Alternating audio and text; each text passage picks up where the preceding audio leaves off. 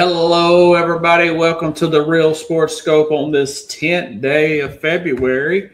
Got a great show with you on for tonight. Got Rich Ferris from the Cumulus Sports 1045 The Zone, which is the flagship of the Tennessee Titans. Going to get his thoughts. I wanted to get him on a few weeks ago, but we've had this. Remember, we were covering from a ice storm from a couple of weeks ago. Now it's 70 degrees outside today. It was 77 as a record high in Nashville, but he had some power outage issues, and quite frankly, the whole city was discombobulated. I was too, actually.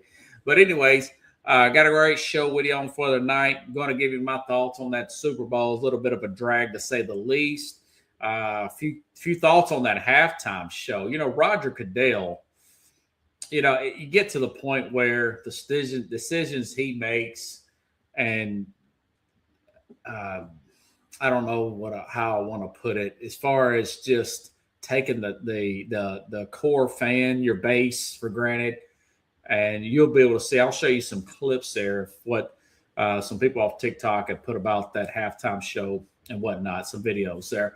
But anyways, like I said, real good show. Stand by. We'll take our first on the break. I'll be back here momentarily and hit the ground running here on the Real Sports Scope. Hello, Sports Scope followers. The program has seen tremendous growth since going 5 days a week. I just wanted to thank everybody for your cash contributions and sharing the program with friends and families. Just a reminder, if you want to contribute to the program, go to the Cash App, the cash sign, and Sports Scope. There are other ways to contribute to the program listed at the bottom of the screen. If you want to advertise on the program, go to Sports, that is Sports with an S, another S, Scope, SKOPE, at gmail.com, just like it's listed at the bottom of the screen. Thank you and enjoy the program. All righty then, I'm back here live. Wrote some notes down here. Essentially, folks, I'm not here to be a cheerleader for the league. I know it sounds like that way sometimes. Love watching NFL, love watching football when it's high-quality football. But the truth of the matter is the Super Bowl sucked. The halftime show, the clips that I did watch of it, I didn't watch it all the way. That sucked. And unfortunately, nothing against Kid Rock or Charlie Kirk or Turning Point, but that sucked too. I mean, it was just bad all around. and there's just no other way to put it. It's just no other way to put it. But, listen. But back to the game. And I'll go back to the halftime show a little bit afterwards and show some clips and whatnot. I got a little bit more of a take there. But, like I said prior to the game, Drake May, I said he would struggle on the left side of the offensive line. He would struggle in this game because we knew that there were issues on the left side of the offensive line of the New England Patriots and whatnot. We saw it in the Denver game. We saw it in the Houston game. We actually saw it in the first round against the LA Chargers.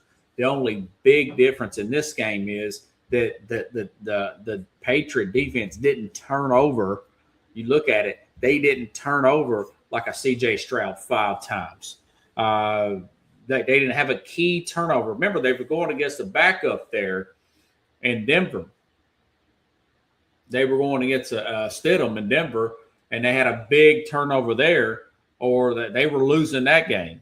I should have predicted a blowout. I picked the Seattle to win, but I probably should have picked up on this and predicted a blowout. But remember, there was 5 turnovers, and then you go back to the first round and the wild card game. They're playing against a team without 2 tackles, and their defense was playing at a high level, and they played at a high level most of this game, a good chunk of this Super Bowl. I'll talk about the New England defense per se, But the game is still about how I would predict going into the first half. You go into this game at halftime, it's 9-0. Well, the Patriots had the ball back at halftime. I'm telling myself when I'm watching this, okay, after I play back and forth with the halftime shows, I'm going to come back and watch this. But if they go back down there, if the Patriots get the ball and go down and score a touchdown, it's 9-7. It's anybody's game at that point. I said, and I thought, because this is what happened, that Josh McDaniels and Drake May would come up with some way to make the proper adjustments so they can get some success in moving the football and keep it and make this into a ball game. So I thought, yeah, maybe they'll go down, they'll get a touchdown after halftime. Since they did hold Seattle to 3 field goals, this is anybody's game. When they got that ball back at halftime and they went 3 and out, I said, this is over. There is no adjustments to make, that they cannot block these guys. We found out later that, later meaning today, that, Matt Campbell, the left tackle, who's just getting destroyed back there, we found out that he ended up having a torn ligament that he's been dealing with all season, I want to say. I've got it wrote down here. But he has been out. He has had this injury. He has claimed to have had this injury since the regular season. I mean, he was getting killed out there, and I was watching it in real time, looking at it and saying, okay, that's a false start by Campbell. 2 or 3 of them didn't get called later on in the second. I guess McDonald, good for him to call out to the refs and say, hey, listen, this guy's jumping off sides. I mean, they're killing him. He's a rookie. That left guard's a rookie. Even if he does get healthy, probably going to have to move him inside. And try again at that tackle position here, per se. But, that being said, listen, it was a great Super Bowl by McDonald here. The former reporter here, and I got some notes here, and I want to make sure and get this out here. There was a reporter here out of the Ravens. Remember, he was a hire from the Baltimore Ravens. This is only his second year. This is Jamison Hensley, who is a reporter for the Baltimore Ravens. I think he's with ESPN. He says in 2 seasons, the Ravens' Mike McDaniel took over the 25th ranked defense and turned them into the first defense in NFL history to lead the league in points, most sacks, and most takeaways in 2 seasons with Seattle's McDonald, turned Seattle into Super Bowl champion. So, hey, listen, it was great. Good call there. And mind you, this was really about roster construction. Also, John Snyder taking advantage here. John Snyder, the general manager of the Seattle Seahawks, taking advantage of the Russell Wilson trade a few years ago. Jordan Schultz here, reporter, also trust him. His opinion and analysis. He said, and he reported this. I mean, this is just a known fact. John Snyder is the first general manager in history to win multiple Super Bowls with the same organization, while having a whole new head coach and new players from the previous time. I mean, last time they won a Super Bowl was 12-13. So we're talking 12 years ago. Pete Carroll's gone. The Legion of Boom's gone. Russell Wilson. I mean, the whole new roster here. And he wins another Super Bowl with a totally different crew there. And going past the fact that he had been there over that 10-year rule that Bill Walsh liked. Now he's in management. And mind you, he's dealing with a very young coach there, 38-year-old McDonald there. Got a new quarterback there, of course, 28-year-old Sam Darnold. It was a very impressive win. I don't think that there was some stats here put out by CBS here. Where'd their defense rank all time? this century, meaning since 2000, points per game. They were better. They were better per points per game than the 2015. I was pretty impressed with that 2015 Denver Bronco defense, but other defenses were better. The Legion of Boom was better at 14.3 yards per game, or points per game, and yards per game. They were better. The Legion of Boom was better. The 2008 well, just better defenses of the century. 2008 Steelers, 15 points a game, 246 yards. The 2002 Bucks were really good. I was impressed with them, 12 points a game. And the 2000 Ravens, definitely one of the best I've ever seen. I didn't get a chance to really watch the 85 Bears. I was only 4 years old, but they're going of this century. 9.4 points a game, 240 yards a game for the 2000 Ravens. So they're just behind that 2015 Denver Bronco team by 1 point there, or just ahead of them.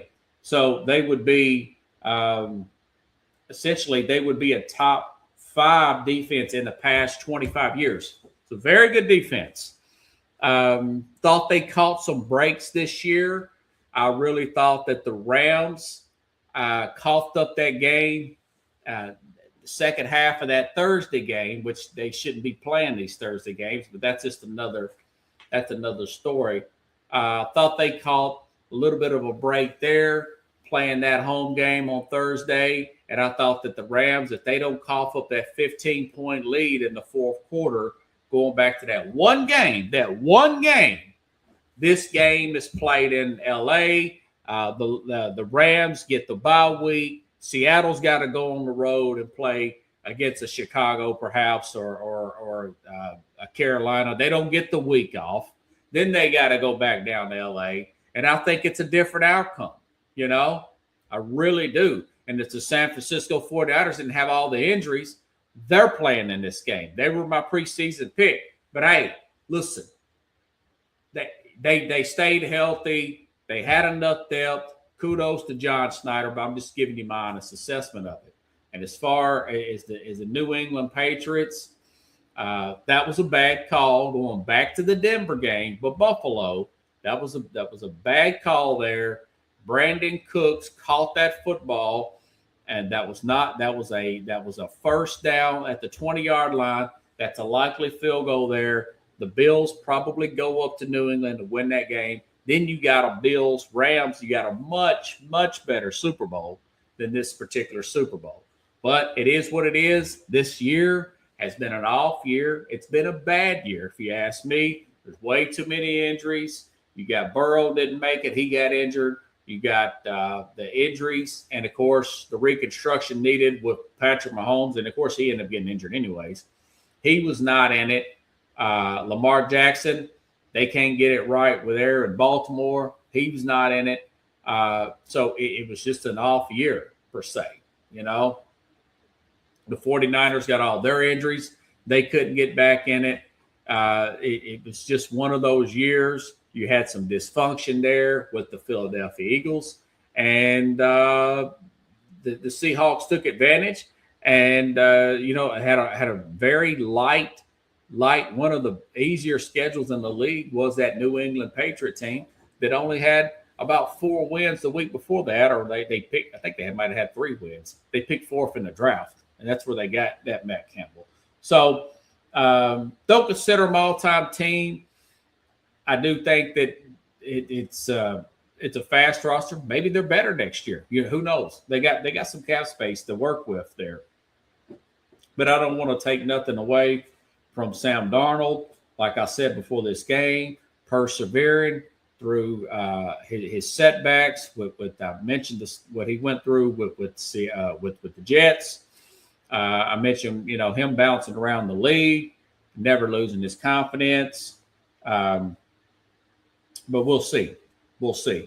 It's very interesting the way that all paid out. Guy got quite a bit of money for these incentives. Sam Darnold's contract here, $500,000 for 4,000 yards, $500,000 for 67.5 completion percentage, $500,000 for a playoff berth, $500,000 divisional win, $500,000 conference, and a $1 million additional $4 million extra for a Super Bowl win. Kudos to him. Kudos to him. The first quarterback standout from that 2018 class I talked about to win the Super Bowl. And a few years in, he looked like the biggest bust there, him and Josh Rosen. So much for that. And listen, that defense, I just, talked about Seattle. 6 sacks, 3 turnovers, and a pick 6, and a partridge in a pear tree. Great win there for them. Don't want to take that away. But going back to as far as the offensive line issues and whatnot for the New England Patriots in this game particularly, I've said it before and I'll say it again, and I want to be clear. That was that you saw last year. These are 2 bad Super Bowls. 2 years in a row. These were bad Super Bowls, okay? And they both had the same issue. At the snap of the ball, it looks like the defense is in the backfield. I mean, just no blocking up front whatsoever. There is a major fall off in the NFL from starting right tackle, left tackle to backup right tackle, left tackle. We've seen it. We've seen it with the Charger team. Look how good they would have been if they would have had starters there. They could possibly be in the Super Bowl if their tackles would have stayed healthy. But I'd much rather, and to take a tackle, right tackle, left tackle in the first round or pay them the big money rather than take that flashy wide receiver any day. That is prime examples of that. And also, like I said a few weeks ago with the Chicago Bears, bringing in Joe Thuney, they lost their left tackle. Their left tackle wasn't there. So they put Joe Thuney at left tackle, a guard they paid big money to, and they were at least competitive. Well, they won 2 games, or won a game. They were competitive, though, with the L.A. Rams and had a very good shot to win that game at the very end. But, you put a normal backup in there, and it's a major fall off. So, I said this then. I'll say it now. Back in the 21 season, the 22 season with the Cincinnati Bengals, if the Bengals if they take Penei Sewell over Jamar Chase, the Cincinnati Bengals win the Super Bowl that year. They beat that Ram team. It's just they already had T. Higgins. It made no sense. It made 0 sense. You want to sell fantasy? It's great for fantasy football. It's great to sell tickets, and I know that's what they said. Well, they're just trying to appease Burrow because they played together in college. I thought it was nonsense. I thought it was BS. I think that they drafted him to sell tickets, and they got the Super Bowl anyways with that line. But if you had a guy like a Sewell there, maybe Aaron Donald does not get to a Joe Burrow there. But this Super Bowl was a prime example of that.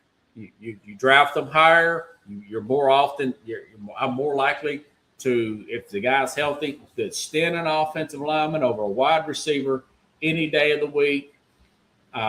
It's just prime example. You have no chance if your quarterback is snapping the ball and the defense is in the backfield like that. And the games are unwatchable when the line plays that bad. When it's that bad, these games are, like I said, I followed on my phone because I do this show and I'm an analyst, but I turned that game off. When they went 3 and out like that in the second half, that first drive, I said, this is over. There is no adjustment because they cannot block these guys,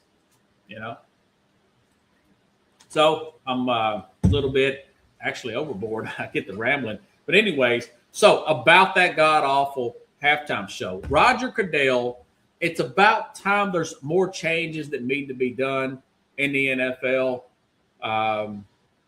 Quite a few. But Roger Goodell, it goes on him.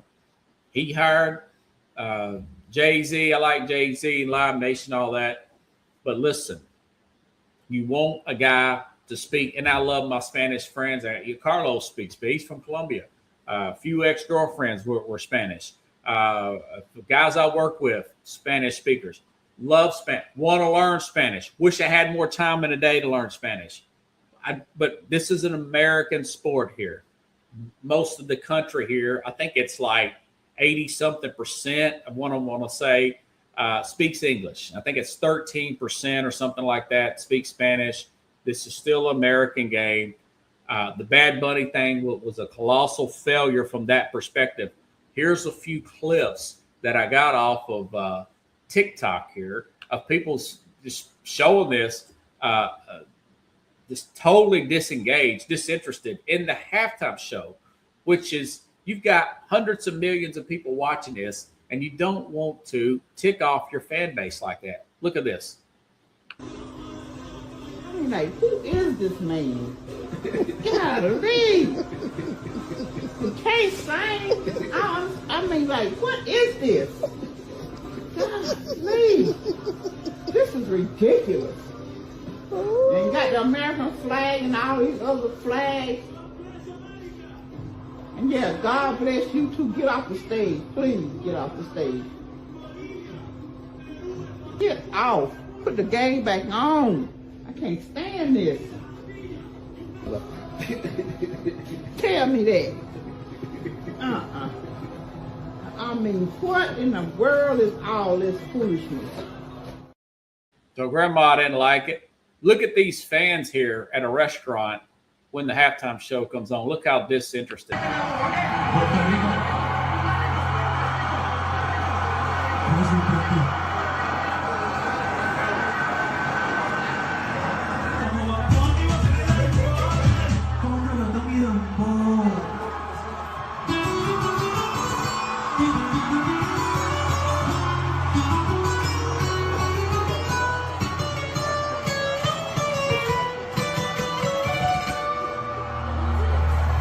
Quieren quitarme el río y también la playa, quieren el mate mío y que abuelita se vaya, no suelte la bandera, me olvide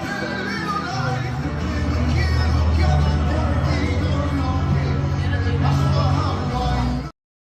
Yeah, and I had another video of people in the stadium just looking at it like, what is this guy saying? Here, I mean, it's just they're putting. I understand you want to build the game globally, and we've got all these overseas games and whatnot. I've done Uber on the side here. I've talked to international people who's been at some of these games. I think there was one in Dublin. Some of my riders tell me at Dublin. But at the expense of doing all this stuff, you're really abandoning your fan base. You know, you're taking your fan base for granted, Roger Goodell, when you do that. And I had another clip of him with the bad look when some of the sexual suggested things that he was doing, Bad Bunny was doing, also in this concert. Or this halftime show. It's just it was a bad move. You know, and I mentioned, you know, the turning point thing, just not a fan of country music. Kid Rock was okay. Didn't care for that one either. Just get back and get a real American singer. I know people don't like Taylor Swift, but enough people do.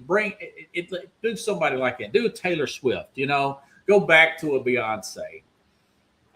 Go back to people who can actually sing, not rappers, and I love rap too. But yeah, this is 2 years in a row of listen. For Kendrick Lamar was fine, but he's not good for this particular setting either. He was awful. So that's 2 years in a row. We've had two bad Super Bowls, and then we've had two bad halftime shows, if you ask me. But I thought that was pretty funny. An old woman's like, get this man. Man, he's terrible. So grandmother just being totally authentic there. Let me make sure I got my questions here. But anyways, it is what it is. Kudos to Seattle.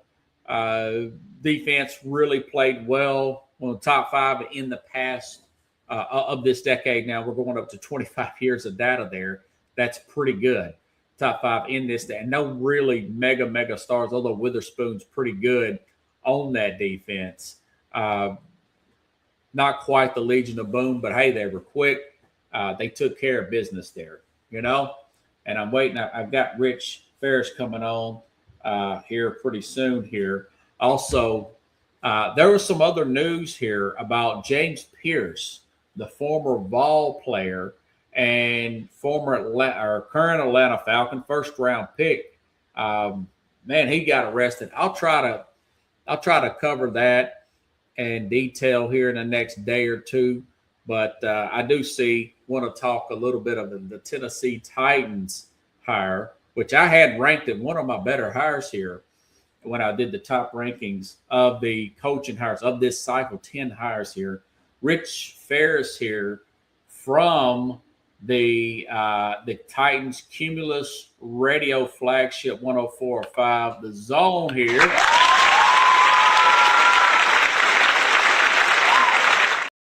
Good to see you again, brother. Hope all is well with the power situation and everything. Yeah, it was a little crazy there for a bit. My power was out for a minute and then came back on a few days later, but luckily everything in the house was cool. But yeah, it was pretty stressful there for a few days. Yeah, it was for everybody. I lost some for a few hours. I know there's trees did you have any tree problems in your house or anything? Yeah, a little bit. Had to kind of clean that up, but yeah, luckily nothing crazy, just a bunch of limbs and stuff, having to clean out the yard and spent about half the day this weekend just doing that. Yeah, we're blessed to have a 77-degree temperature day today. Yeah, it's super nice today. Yeah. So what's your initial thoughts, man, of this Robert Saleh hire? And I couldn't wait to talk to you about this. Initially, what's your thoughts of him when that news broke a couple of weeks back, man? Yeah, I mean, I was excited. He's definitely somebody that everybody looks at as a leader, as a guy that can really be that voice and be that energy that can feed the team a little bit. I think, and I've told several people this, it takes a special person to be a head coach in the NFL, and you have to be somewhat of a alpha male type where you're a leader of men type and people come to you and respect you and hold you to that regard. And, I think this is kind of hey, we tried something different. And now we're kind of looking at going back to having somebody that was similar to Vrabel in a way, that has the same kind of coaching style. I'm excited. He was somebody that was in kind of my top 3 of candidates when this all started, and I'm glad that he's here, and I think that he'll be great. Looks like he's put a pretty good staff together on paper, and we got lucky in bringing in Brian Daboll and keeping some good coaches that I thought what I would hope that would have got retained, with Bones Fossil as a special teams coach, Randy Jordan running backs coach, and Luke Stocker, the tight ends coach. So glad those guys stuck around, and then bringing in some of the guys that Robert Saleh has worked with before.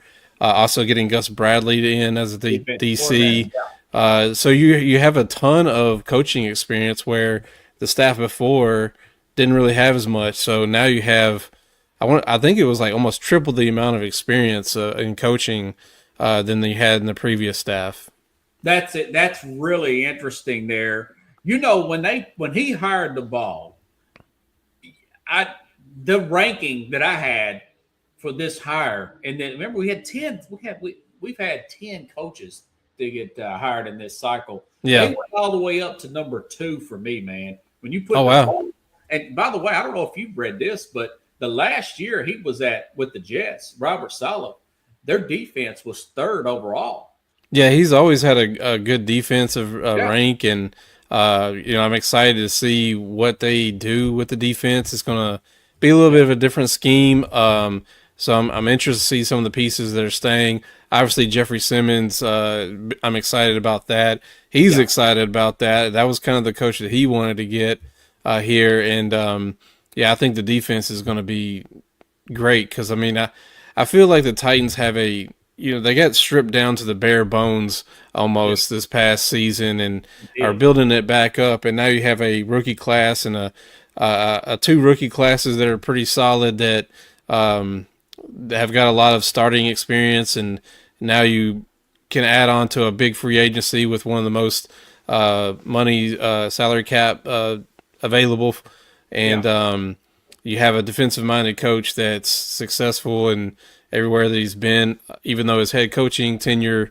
wasn't great, but there was a lot of good things about those that I think the thing that really doomed him was the year that Aaron Rodgers, that was supposed to be like their year, gets hurt on the first series and yeah, is out for the season. So that entire season was a wash, and then the next year just all came apart. But I think this go around, I think that it's going to be a lot different, and I think that he's one of those coaches that was young enough to understand what went wrong and is going to change that, and took that to get the next opportunity and learn from all those any of those mistakes. yeah. Where would you rank this one as far as the hires? I didn't. I should have asked it like that. I put it Oh, at I got you. yeah. I put it only behind John Harbaugh going to the Giants. What would you? Let's Those see are if I your hires. ranked. Yeah, Yeah, I mean John Harbaugh is a big one. yeah. Let me think. I'm Because of trying this. to remember all the hirings because Yeah, you got it. I think Atlanta might. I mean, Kevin Stefanski. I wasn't really that big on Stefanski, but I think yeah, him going to Atlanta is pretty good. I actually think McCarthy going to the Steelers is pretty good too. yeah. Um, Same here. I had that one up here. let's see, what am I missing? Miami, Hart, Miami. yeah. Halfley Yeah, you from got Halfley, which I'm not. There's a lot of like half of these hires are brand new guys, first time head coaches, so that's always kind of dicey. I mean, um, the mentor guy, he's where at Baltimore. yeah. Now he's got a lot of hype coming out too. Yeah, yeah, I would think in the top three there because Yeah, I would say the Giants and Atlanta and the Titans probably had yeah, um, they definitely had the and the Steelers. I think they went around and got the veteran coaches that yeah, were out there, and so um, you know you could have said so you could have ranked this a couple years ago when McDonald was hired. And he just won a Super Bowl. yeah, You could have said as a Titans fan in hindsight, oh, I wish we would have hired him instead of Brian Callahan 2 years ago. Um, so it's hard to say like some of these first time head coaches what will come of it because you just had one win the Super Bowl. yeah, yeah. I think I had Kubiak up there high for the Raiders because of his Mm. situation. Um, I think another thing you always got to take into factor too is what organizations you're going to. yeah, Somebody like the Browns are always meddling. Their ownership's always meddling. Something's always off there. Same yeah, thing a little bit with the Jets. I could say that. Same thing with the Raiders. yeah. Cowboys. Miami to an extent, as they seem like they're always meddling and getting involved where, you know, you would hope that they wouldn't as much sometimes and kind of let things play out a little longer. But, a lot of people want to criticize Amy Adams Strunk for doing the same thing, but I don't think it's anywhere near the level of some of these teams, like especially the Browns of with the Haslams meddling and doing things and ticking people off and whatnot. So yeah, I think I would definitely put it in the top three. It's kind of hard to say exactly where though. Yeah, that's true. Something that a lot of it is situational too, especially if you got a quarterback that feels like the situation with the Raiders, man, with Kubiak. Uh, Hmm. you put him with the Mendoza, and they're second behind the Titans with all that money, Yeah. Bowers and Genty. That looks like a potential home run for the first time. That's the most optimistic I've been about that organization since Rich Gannon going back to 2002.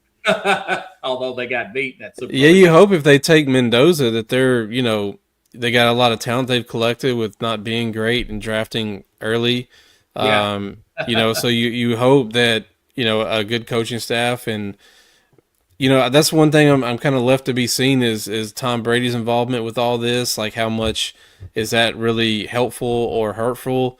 But Yeah. I think for them, there's a lot of it's kind of hard to get worse, really. So you hope that with all the stuff the talent that you've collected and the new coaching staff is able to get it all together. Yeah, that's true. We talk about the ball, and I think the big question about him is keeping the ball there and not losing him in 1 year. I don't know if you heard about this or read this, but Brian Flores with Minnesota, they're paying him $6 million a year to be their defensive coordinator. You got to wonder if Amy Adams would offer a big salary like that in case one of these jobs come open next year, where it's so close where the ball may not take it. You know what I'm saying? Yeah, yeah. Where it's like maybe like a Saints or somebody, or not a Saints, but maybe a Tampa Bay or somebody. Hmm. What are your thoughts about that? Paying a coordinator practically head coach money, and like some of these first time head coaches make about 6 to 8 million. What do you Yeah. think about the idea of that? Keeping a guy like the ball. I think if it's working, you Yeah, pay you pay what you get. I mean, I think it's worth. Um, yeah, I think it would be worth it to maintain, especially for a young quarterback, if this next season is a big success, yeah, which also gives him opportunities to go elsewhere. But I think that was one of the biggest things that stood out to the Titans organization in hiring Robert Saleh is he had a plan whether, hey, if I get a person in here that's going to stick here for a year, get a head coaching job, here's my plan B and C for when this yeah, person leaves and so on. So I think that he was so prepared with a plan. That's what landed him the job here. And I think that there's a few people on the staff that they're putting together that could potentially down the road be a OC. And one thing that I've noticed in this head coaching cycle with yeah, it being so many, there were still a lot of candidates and defensive coordinators, offensive coordinators that were in the mix that decided, hey, I'm going to go stick with being a DC or an OC yeah, and not worry about head coaching jobs. You've seen there was plenty that turned down the Browns, and I think a couple turned down the Raiders to go be in the same position as or even some of them stepping down like Mike McDaniel's, going from a head coaching and had some opportunities to going back to being an OC. So yeah. there may That was be. one of It the better really hires. depends on. Yeah, It really depends on what's available. So for somebody like Dayball, he may, get some opportunities that may not be better than where he is already. And so I hope that there's some continuity and he sticks around for a little while if it's successful. But I understand if he gets opportunities, it's kind of a good and bad thing because if he leaves, but he's leaving because the season was good. So it's kind of bittersweet in a way. yeah. I really hope that he knows what he's doing, Salif, with hiring that in-house guy, because but then again, he's from that 49er tree, which has also got some ties to the Rams. Those guys the Rams seem to hit home runs every single time with assistance. But the flip side is you look at a Detroit, you look at a Philadelphia, there may be one more out there that I'm missing where they've hired in-house guys. Hmm. Tampa, where they hired an in-house guy and had to fire them. Yeah. The very next year. That's my biggest fear, and I think that's really a lot of the Titans fans' fears, if you ask me. Yeah. I mean, it's always a fear, but I think you look at what just has happened over the last two seasons, it seems like everything's in place to be better than the last two seasons. And really, that's the first thing you can hope for is that you're just Yeah, better. And so I think the people that are in place, there's a lot of experience there. I think, there should be a pretty decent year next year. And it'll be interesting to see what they do in the draft and free agency. yeah, that's true. And I think I want to say we've got the free agency coming up in about a month Yeah. from today. The combine is in 2 weeks. So, Yeah, Senior Bowl just wrapped up. The NFL schedule never ends. They've made it such a 365 in the news feed, uh, which I love. But because the offseason can sometimes be fun, especially for a team like the Titans that are rebuilding.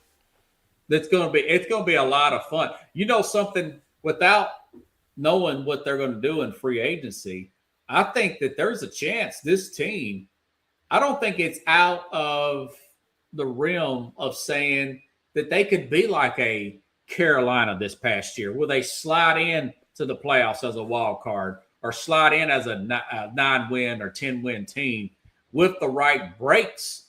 What do you Yeah. think about a possibility of having them kind of expectations, even though we know this is a tough division, man, and the conference is getting tougher as well? Yeah, I mean that's the goal. It's always going to be the expectations as any team when they start the season is it's playoffs, and we once we get into the playoffs, let's try to get as far as you can go. Yeah. Yeah. Wouldn't you? I wouldn't put it out of the question. Now, of course, we got to wait and see how these things play out. Do you see them maybe moving? Well, I was talking about this with Matt New Yorker the other day. Jeffrey Simmons is 29. I mean, all pro year. I mean, what do you think? The idea of even trading him and maybe building around the Sweat. What do you think what do you think they could get for a guy like that right now? I don't think either side wants to move or do a trade. I think if there was a time to do it, it would have been this year. Now that you're moving forward, I think Jeff is so invaluable that you may not be able to get the compensation you want for the value that he's going to give, not only on the field but in the locker room, and especially you need with a new head coach to lean on some of these senior guys. I think Jeffrey Simmons, when you kind of look back at this season, a lot of people need to give him so much credit at not only being great on the field but great in the locker room, stepping up as a leader and being that guy that everybody looks to. As when you think Tennessee Titans, you think Jeffrey Simmons, you think Cam Ward, and both of those guys are leading on the different sides of the ball. And I think you have to keep Jeffrey Simmons around. I even say, while you have the money, maybe even give him a little extension to go ahead and say, hey, we want you to stick around and possibly retire here.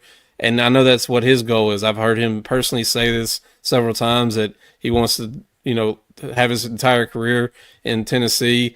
And I don't think you could get rid of a guy like that right now. Yeah, yeah. I think they can get a lot. He's got 4 good years. I want to say he's got another year left on this contract. So it would be a good idea, either move him or extend him. Something will be done with Simmons, my prediction.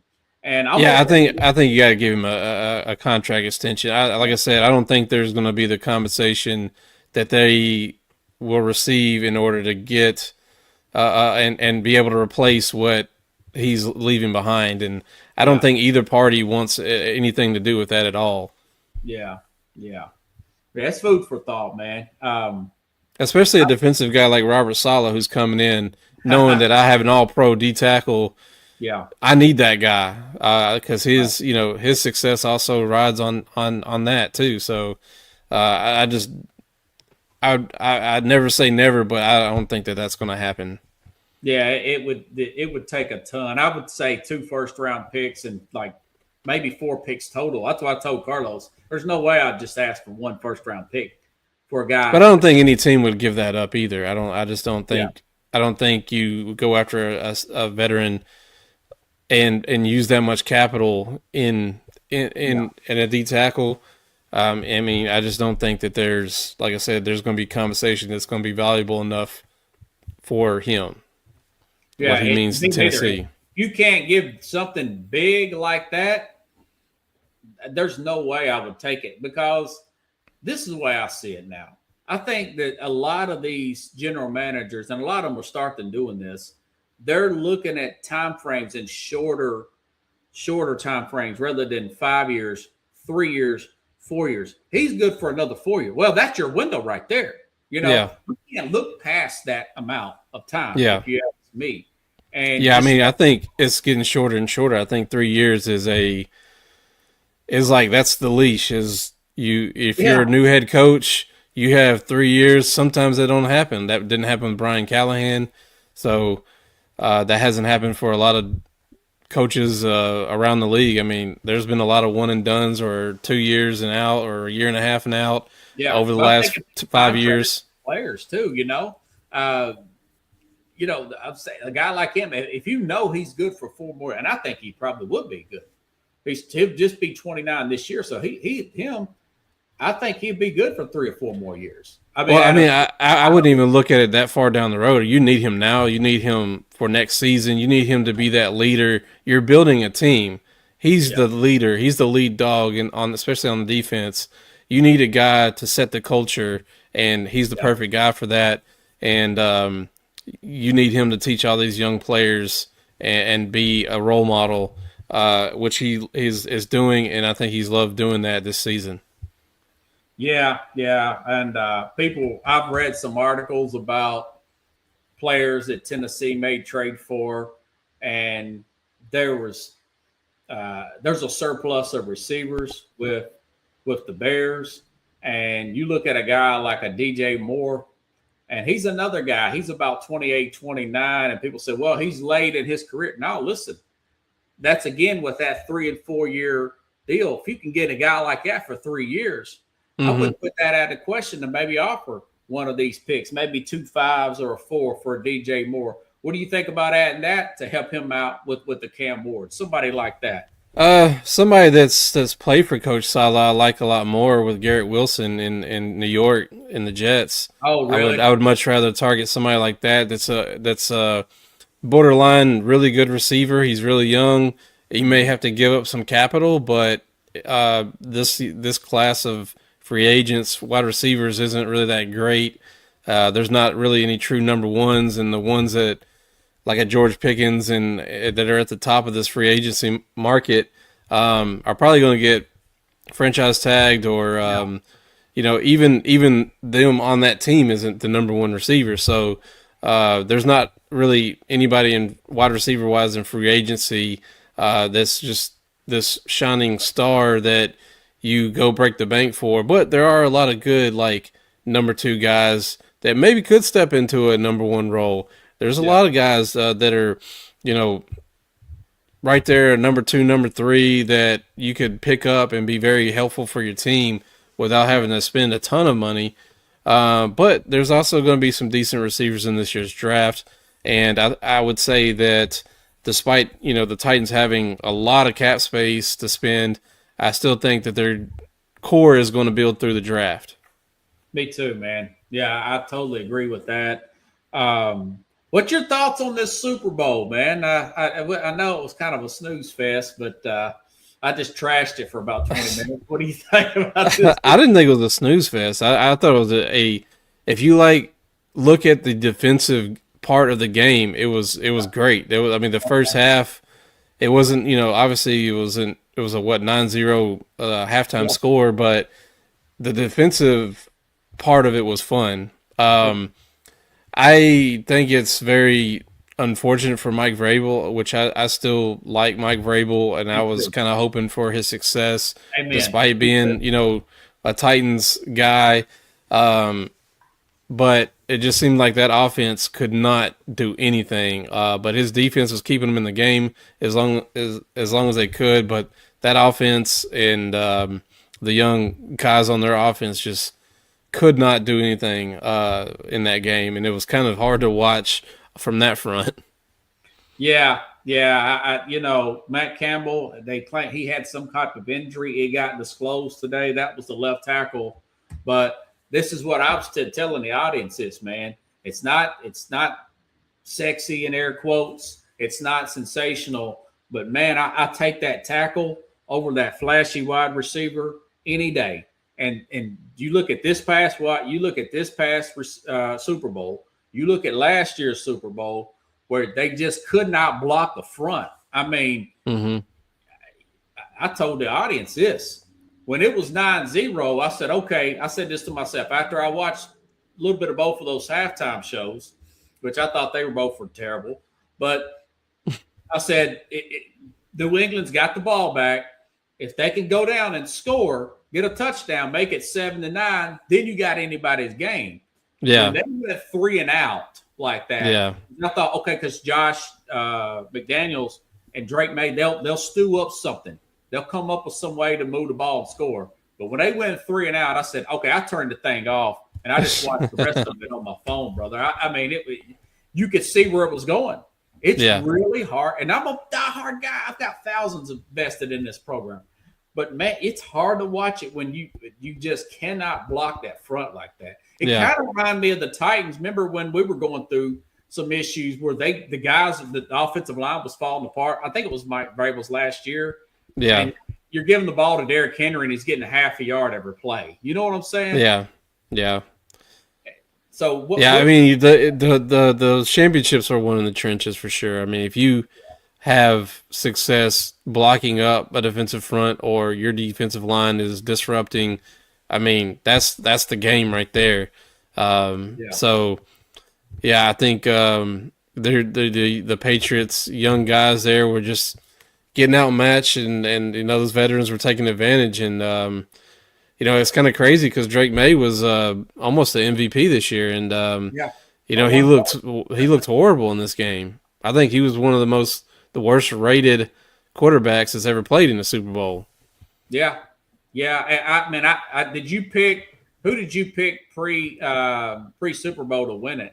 I was picking the Pats because I thought Mike Vrabel would have this team so well prepared, which he did, but there's only so much you can prepare for, and then actually executing is on the players. So, I was kind of just pulling for the Pats a little bit, but the Seahawks winning is something different.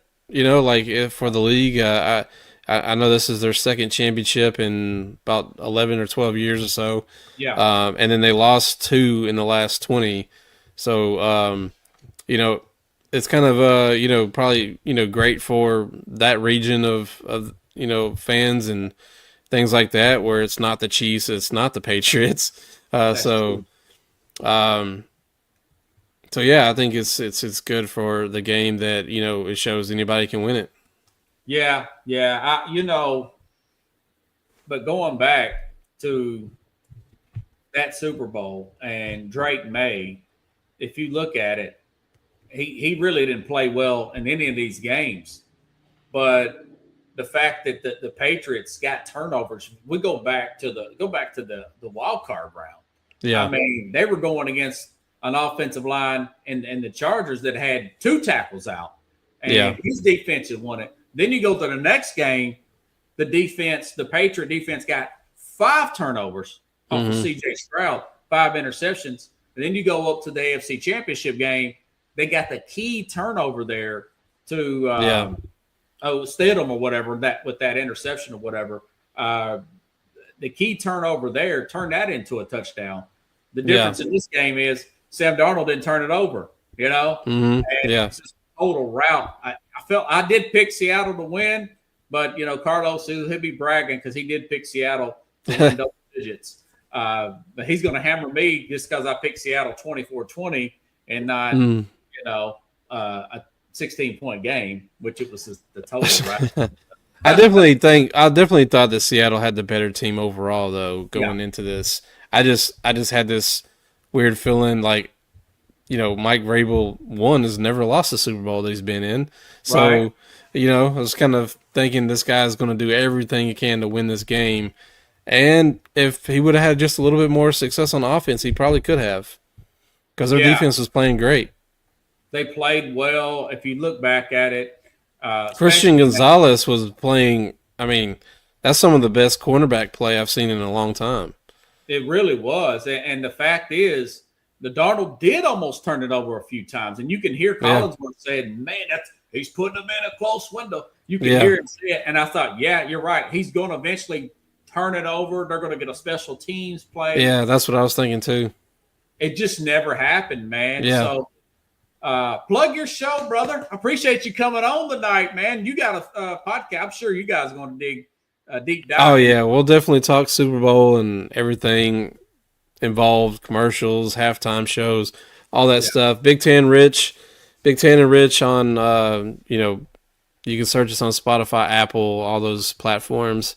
And yeah, we talking that and talking a little pop culture stuff around the Super Bowl and we got some TV shows we've been talking about too. So What's your TV shows that you guys dig into? I may take it. We talk a little bit of some Marvel shows. There's a new one out right now called Wonder Man that we're looking into. Watching Fallout season 2. The new Game of Thrones show. I can't think of the name of it. That's on HBO. We've been reviewing those. I know Paradise season 2 is about to come out, so yeah, we'll be talking a little bit about that. And when we get into the non-football season, that's a lot of stuff we get into. Is a lot of pop culture things and all that kind of stuff. March Madness will be big with us. With basketball heating up now that football season's wrapping up. Yeah, I tell you what, man, I'm gonna talk about that Thursday with the Mad New Yorker. I think that and we may have to do a Final Four show. I don't know, like a guest the Final Four panel if you might want to do that. That's food for thought. Get the two shows together. I got a sense, man, and I found myself watching more college basketball these last 2 years than the previous 20. You just get a sense that it's at a place now that it hasn't been at in a long time. The quality, dude, is so good. Oh yeah. College basketball, man. I don't know who the best team is, but there's a lot of good teams out there. Yeah, there's a lot of good teams, and I need to dive more into it to be more knowledgeable about this season. It was fun last season, especially being kind of an SEC guy, of how good the SEC was, and going to the SEC tournament here in Nashville was a lot of fun, and I mean it was really good tournament. So hope to see that again, and hopefully we'll have a really cool March Madness as we typically do, and I think it's been really good over the last few years, and I'm excited to see who comes out on top. Yeah, it's exciting. Kansas looks good. Houston, St. John's knocked out Connecticut the other day. I mean, and these games are highly, highly competitive, man. Yeah. And a lot of pros. The Duke has got Boozer's son. We watched Carlos Boozer in 2001. Yeah. I mean, time going by quick. Yeah. Rich Ferris, everybody. Thank you, brother. Appreciate you coming on. Let me have it.